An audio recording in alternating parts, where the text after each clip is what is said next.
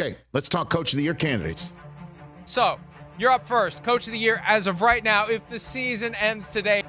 When people ask me how you determine Coach of the Year, For coaches that are overachieving, surprising, right? it's very loose and qualitative.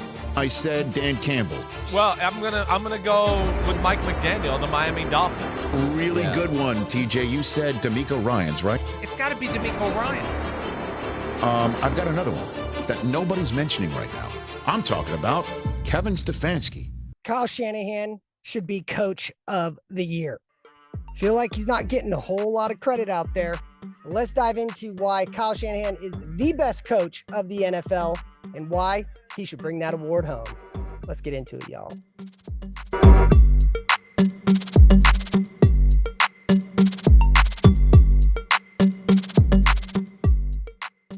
Yo, what's going on, everybody? It's your boy, Ryan Tigey, back in action, holiday edition. Wanted to jump on here, need to talk about Kyle Shanahan, Coach of the Year. Why isn't he getting much love about it? Why am I hearing other coaches' names brought up, but not his? So I had to jump on, and I'm going to give you my pitch and my reasonings as to why Shanahan should be, without question, Coach of the Year in this season. So when we look at Kyle Shanahan's tenure as a San Francisco 49ers head coach, well, what has he done? Well, he's turned around the franchise since becoming the head coach. He built the roster full of absolute dogs with an elite culture. He also deserves a lot of credit for the roster that the Niners currently have on both sides of the ball. You have to remember, when he signed on to the job, he took a chance bringing on GM John Lynch, who had no previous front office experience. And John Lynch happens to be a dog himself, but that means something. And Kyle deserves a lot of credit for this current roster that we see that is absolutely balling. And of course, he has an offensive scheme, which many teams around the NFL today now copy. But I understand. NFL Coach of the Year, as it says in its title, is a yearly award. So let's talk about this year. I feel like historically, when I look back and the buzz I've been hearing around Coaches of the Year this year seemed to be awarded to either brand new head coaches or coaches that start to turn around a historically bad program. Those typically seems to be the ones that are getting all the buzz and being talked about the most throughout the media and the internet, of which I check frequently. Some of the names that I'm hearing is D'Amico Ryan. Where did D'Amico Ryan come from? Came up from Shanahan's tutelage. Also hearing Mike McDaniel, another Kyle Shanahan disciple. So that means something. I'm also hearing Dan Campbell. I'll get into my reasons why that's should not happen, better not happen, and why Kyle should win this. So let's focus on this year. Currently, as we sit here today, the 49ers have already locked up the NFC West division. They also are solely at the top of the NFC in the number 1 seed, solely in first place. And finally, they are tied for the best record in the NFL. 2 teams with the same record. That is the 49ers and the Baltimore Ravens, which with the upcoming matchup, we'll see how that goes. Going to be a great game, but I digress. Let's get back to Shanahan. As we sit here today on the current roster of the 49ers, we don't have not one, but we have 2 of the top 5 leading MVP candidates for the entire NFL. Mr. Brock Purdy himself and the great white hope himself, CMC. We are the only team in the NFL out of 32 teams that have not 1, but 2 candidates that are in top tier in voting for overall MVP for the entire National Football League. And when you consider the haters of Purdy, their number 1 counter argument about why he shouldn't win NFL MVP, what are the common themes we hear? He's got a lot of weapons and he's got a master play caller. So that should score some points for anybody out there who's a Purdy detractor. And those points should go to Shanahan himself as Coach of the Year. Let's look at both sides of the ball. The 49ers offense. The 49ers offense efficiency is ranked top 5 in all major categories, all major metrics. I'm not going to drill into every metric because that honestly would just be boring as shit. But it is important to note because statistics lead to how people vote for these types of things. And the one stat I do like to highlight when we're just talking about offensive efficiency is the 49ers are currently second in the NFL in passing yards, but rank 32nd in pass attempts. 32nd in pass attempts. That is efficiency to the supreme level. Another factoid I found quite interesting is the 49ers have scored more touchdowns this year than they have punted the football. Whew. Let me say that again. The 49ers have scored more touchdowns than they actually have punted this season. They've scored 53 touchdowns and have only had 43 punts. Side note, and when the punts do happen, Mitch Wishnowsky is crushing the shit out of the ball. Love the Aussie. That guy's unbelievable. That knuckle punt, oh, it's good stuff. It's great stuff. But with that being said, that is an insane metric. I don't know if there's any other team in the NFL that can say that. I highly doubt it. But that goes back to my main point of their efficiency is at an elite tier 1 level that I don't think any other team could match, not even close. If you've watched any numerous videos of play breakdowns, if you've listened to some of my other videos, if you've watched linear television and see them break it down, how many times have we seen when Purdy throws an absolute dart, the person on the receiving end of that, there is not a defender within 5 to 10 yards. That is insane, and that is scheme. So that is a Kyle Shanahan scheming plays open, and then, of course, the boys go out there and execute it. And that's what Kyle does. Kyle exposes the weakness of the team that the Niners are playing. He absolutely exposes them. Hell, he even will take perceived weaknesses of players on the team, and I'll give you an example. He'll take perceived weaknesses and use it against that team and score a touchdown. Here's my example.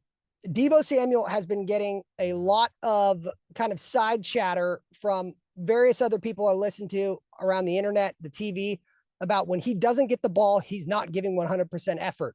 In my opinion, he doesn't always go as hard as I think he could. Okay, don't forget, it's just my opinion. Don't freak out. You watch him when he doesn't have the ball in his hands. Okay, but for me, the reason this motion is so cool for the Dolphins is because their guys go 1,000 miles an hour. As fast as they can. They're sprinting. And you tell me if we're sprinting here.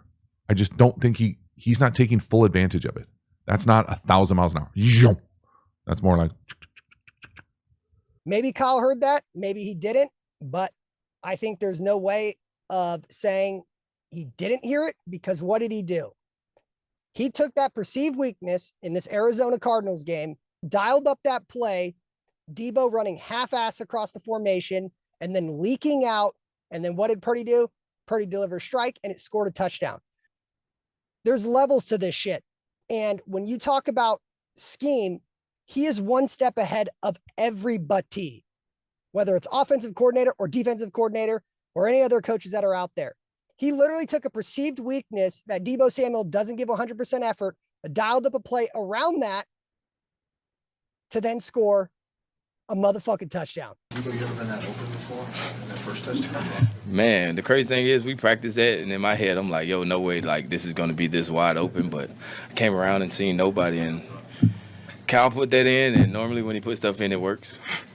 Were you supposed to kind of just be, acting like you weren't a big part of that play? Yeah, for sure. Definitely was part of the play of going across and not being as fast to draw a little attention and just be lazy a little bit, and it worked.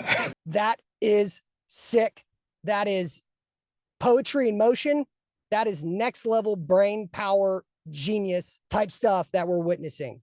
And hopefully for people that are 49ers fans, you guys are able to put the pieces together and also notice this and just sit back witnessing greatness from all parties on the 49ers. Another thing I like to point out that I've seen a ton this year is the notoriety, the wide receivers and Kittle, but the wide receivers blocking downfield. I've seen so many people on TV and the internet talking about the effort the receivers get when they're blocking downfield and how they're bought in, trying to help Christian or Debo score a touchdown. So even when they're not getting the ball, they're blocking, and they're blocking downfield to give their running back or the person with the ball the best chance to go as far as fucking possible. Football. We've got the ball. Let's see what we can do with it to start the half. Trying to do something here with Christian McCaffrey. Got a bruising block from Brandon Ayuk. Got another from Ray McLeod. Turned it into... I've seen more videos about that than I think really anything else is the notoriety of the wide receivers blocking downfield. You see Juan Jennings, you see BA, you see Debo, you see Kittle, and that is coaching. All the praise on how this team's bought in, coaching. Wide receivers blocking downfield, coaching. And where does it all come from? Kyle's culture, scheme, and what he demands of his players. And the ones that have been getting notoriety, wide receivers, that is coaching. Kyle demands it. And we see what that leads to. Touchdowns, explosive plays, you name it. Especially when there's been a lot of bad press about other receivers really not doing anything in terms of blocking downfield, i.e. the Steelers clip that's been going around where he literally does nothing. He taps the DB and then the running back gets tackled by that player. So not a good look, but a great look for the Niners, and they've been doing it all season. Hell, they've been doing it since Kyle's been a coach here. It's just now starting to pick up notoriety because people are picking up on it, that our receivers are dogs. I think we've been doing that for years now. I think people just, the league starting to notice, want their receivers to play like that. You guys and fans as well too. So to be clear, the efficiency applies to both the run and the pass game. Christian McCaffrey currently leads the NFL in touchdowns scored at 20. He's tied in the NFL with who? Raheem Mostert, former 49ers, playing for Kyle Shanahan disciple, Mike McDaniel. So he's got a running back that leads the NFL in touchdowns scored. He also leads in rushing yards and receiving yards, basically in every metric and category for a running back. Christian McCaffrey is the NFL leader. And to piggyback off that, for the first time ever in the NFL, a team with two skilled players are going to have 5 rushing touchdowns and 5 receiving touchdowns. Debo Samuel and Christian McCaffrey. First time ever in the NFL, 5 rushing touchdowns and 5 receiving touchdowns from 2 separate skill players. That's never happened. And what is that? That's Kyle dialing up plays, knowing what the defense is going to do, and just being one step ahead. So that is unbelievable. And that metric is definitely worth mentioning just because it ain't never happened in the NFL. And then, of course, just looking at the passing game, we potentially have 3 receivers that are going to all have 1,000+ yards receiving. So BA is already there, Debo's approaching it, and Kittle's approaching it. So not only are we doing in the run game, but it's just as relevant as efficiency-wise from the pass game, which you can give a lot of credit to Purdy to. He deserves a lot of credit. He deserves MVP. But we're talking about Shanahan here, and you can just see his offense is not based around one person. It's the collective, and it's masterful to watch. So if you don't want to take it from me, I got 2 clips to show you from former players analyzing the run and pass game of Kyle Shanahan and why his offense is special. So let's hear a breakdown from a 9-year NFL vet, Darius Butler, who played nickel, corner, and safety in the secondary over his 9-year career. Let's hear him break down this play and speak to Kyle's creativity and play design. At D, but good offense. So your offensive fans out there, this is the team you want to watch. You see them every week pretty much on here and in the trenches. It's the reason why. So cover 3 right here. A true cover 3. Pause it real quick. So you got different cover 3s, same coverage, but people play it differently. Sometimes it's more of a match concept, which means these flat defenders are going to run in match routes, almost like man-to-man, depending on who comes in your zone. Or we call it a high school cover 3, which we all learned. You get to your areas, whether it's curl, flat, hook, curl, deep post, deep third, and then you play it out. This is a high school cover 3 right here. So deep third player, hook, curl player. Christian McCaffrey, you're going to see Brock Purdy escape the pocket. Christian McCaffrey is going to escape right through kind of like the C gap. Pause it. So now as this hook curl defender, he's going to stay in his area. This deep third defender, he's kind of going to go to Brandon Ayuk. He's also going to take both of these defenders, so he's going to clear this out. And now you got Christian McCaffrey, who's going to run up and they just almost run like a slot fade from the backfield and end up wide open. This flat defender's on juice in the flat. Brock escapes the pocket. You'll see it better from the tight copy. Jeez. And now you watch the tape, you're like, how the fuck does Christian McCaffrey get that wide ass open? That's how it happens. I don't think I've ever seen this route. Slot fade from the backfield? Yeah, just a slot fade, just running up and then kind of bowing out to the open area. Never seen this route. So that's something you're not seeing on tape a bunch. And then Brock does a good job. A lot of people just say he sits in the pocket and throws to great players. He does that sometimes, but this is him escaping the pocket, extending the play. Is this supposed to go here, you think? And he just decides to take it there? I don't know. I almost think it's designed to run to be this way because of you. They know the rules too. They know that's what great offensive coaches do. They attack your coverage rules. So hey, this corner's probably going to run with that guy. We're going to have juice in the flat. He's going to be occupying that flat defender. And then you're just going to have Chris McCaffrey, obviously probably their best player on the team, be wide ass open in the flat. So it's Brock extending the play, and it's also a great play design as well. You got to love it. You got to love it. That was pass. Now let's hear something on the run side. Let's hear from another NFL vet. This guy won a Super Bowl as a coach and as a player. He was an offensive lineman, A.Q. Shipley. Let's hear what he has to say about Kyle Shanahan's run game and play design. This team is not IU. You're right, AQ. Hey, they're unbelievable. And listen, let's just talk a little bit about why they're so good. And it starts with their head coach, offensive play caller. Shanahan does such a good job at creating angles across the board. Like I said last week, most of these zone schemes, we're always chasing a guy. They will always be working back to a guy. Watch Trent as he goes here to the front side, works a little combo block with the tight end, comes back. You also get a hell of a pancake by Jake Brendel.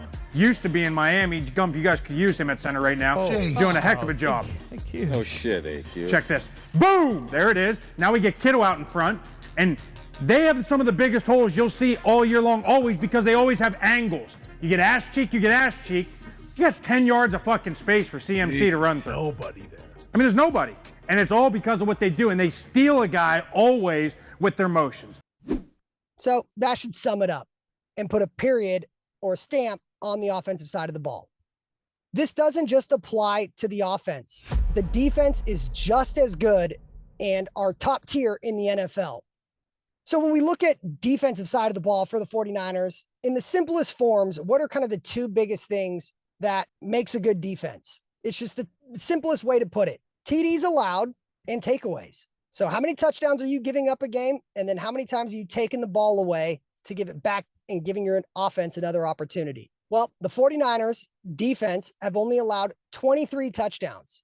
That ranks second in the entire NFL. The only other team ahead of that at the number one is the Baltimore Ravens, who've only allowed 20 touchdowns, I believe. So the 49ers are second in touchdowns allowed. Regarding takeaways, I think you can guess it. They are number one in takeaways in the NFL on the defensive side of the ball. And I know it's kind of been forgotten. This is all being done with once again, a new defensive coordinator.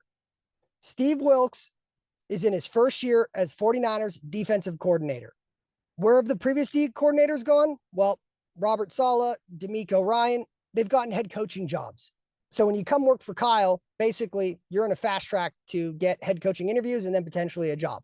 So with Wilks being a first-time D coordinator for the 49ers, you have to remember the 3-game streak when there was a lot of people going at Wilks, rightfully so. I did a video about it. I thought he had a lot of blame to place.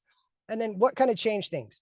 Well, outside of getting Chase Young, who's a beast, Steve Wilks came down from the booth to the field. And let me be clear, that was not Steve Wilks' choice or decision. That was a Kyle Shanahan decision.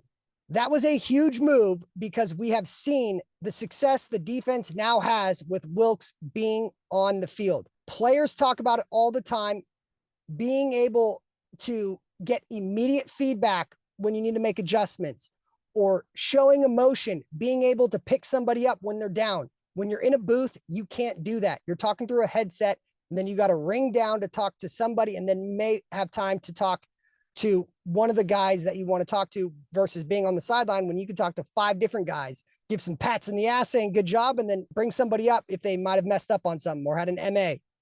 So that was a Kyle Shanahan decision. It's not going to be considered as anything that will go towards coach of the year, but I think it's something worth emphasizing because it has made a massive change to this defense. The players have talked about it. Wilkes has talked about it. It's been nothing but successful from both sides, coaches and players. So that's been huge. So the bottom line, Kyle Shanahan is not getting enough credit.